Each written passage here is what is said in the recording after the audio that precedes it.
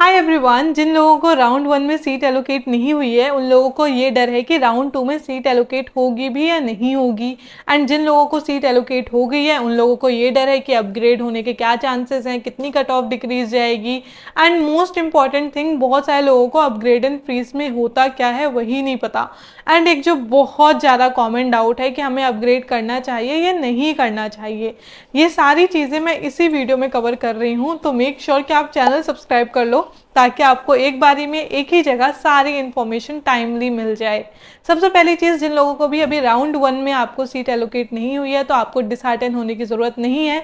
आप लोग auto consider करे जाओगे राउंड 2 के लिए, but please accept this fact कि आप लोगों के मार्क्स कम थे, इसीलिए आपको कॉलेज नहीं मिला है। मैं बहुत टाइम से सबको बोलते आ रही हूँ कि बैकअप रखो, बैकअप रखो। अगर अभी तक आपके पास कोई बैकअप ऑप्शन नहीं है तो प्लीज़ बैकअप ऑप्शन ढूंढो, DU में ट्राई करो, लास्ट तक ट्राई करो। कट ऑफ कम होती जाती है हर एक राउंड में, बट विदाउट बैकअप बस DU के भरोसे मत बैठो प्लीज, ठीक है। एंड रही बात कि राउंड 2 में कितनी कट ऑफ डिक्रीज जा सकती है, तो मेरे हिसाब से जनरल कैटेगरी में अगर सीट्स वेकेंट हैं तो कहीं ना कहीं 20 to 25 मार्क्स का आपको डिफरेंस देखने को मिल सकता है, डिपेंड्स अपॉन कि कितनी वेकेंट सीट्स हैं।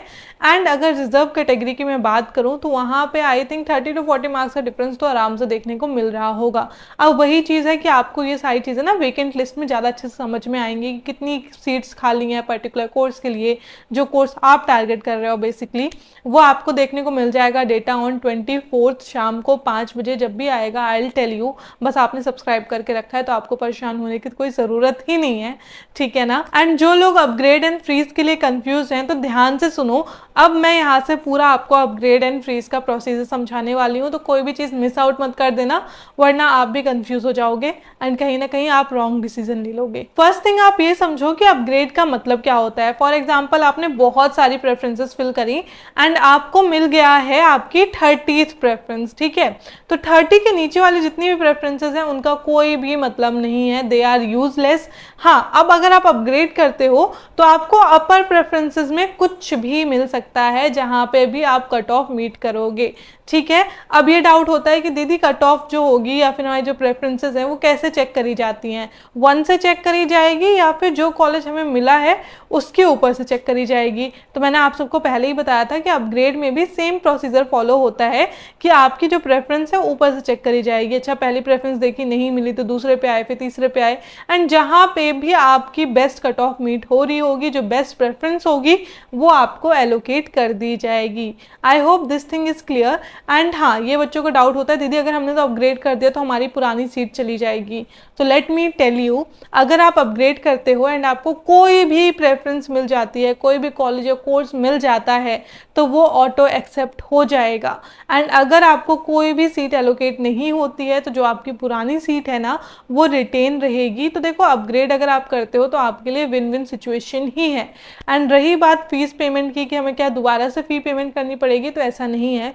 फॉर एग्जाम्पल, आपकी जो पुरानी वाली कॉलेज की फ़ीस थी वो है 20,000 एंड जो आपको नया कॉलेज मिला है उसकी फ़ीस है 18,000। तो जो 2,000 रुपये बचा ना वो आपके उसी बैंक अकाउंट में आ जाएगा जिसकी डिटेल आपने फॉर्म में सबमिट करी थी, ठीक है। एंड इन केस जो आपके नए वाले कॉलेज की फ़ीस है वो पुराने वाले कॉलेज की फ़ीस से ज़्यादा है, ठीक है, तो वहाँ पे जो डिफरेंस होगा अमाउंट का वो आपको पे करना पड़ेगा, पूरी फीस नहीं देनी है। फॉर एग्जाम्पल, पुराने वाले कॉलेज की फ़ीस थी 20,000 एंड नए वाले कॉलेज की फ़ीस है 25,000, तो जो 5,000 एक्स्ट्रा लग रहा है ना बस आपको वो पे करना है, ठीक है। एंड फ्रीज का मतलब ये होता है कि जो भी अभी आपको प्रेफरेंस अलॉट हुई है आप उससे फुली सेटिस्फाइड हो, बस आपको वही चाहिए, तब आप जाके फ्रीज करते हो, ठीक है। एंड एक बार अगर आपने फ्रीज कर दिया तो फिर आप कोई भी मूवमेंट नहीं कर पाओगे, ठीक है, अपग्रेड दोबारा नहीं कर पाओगे।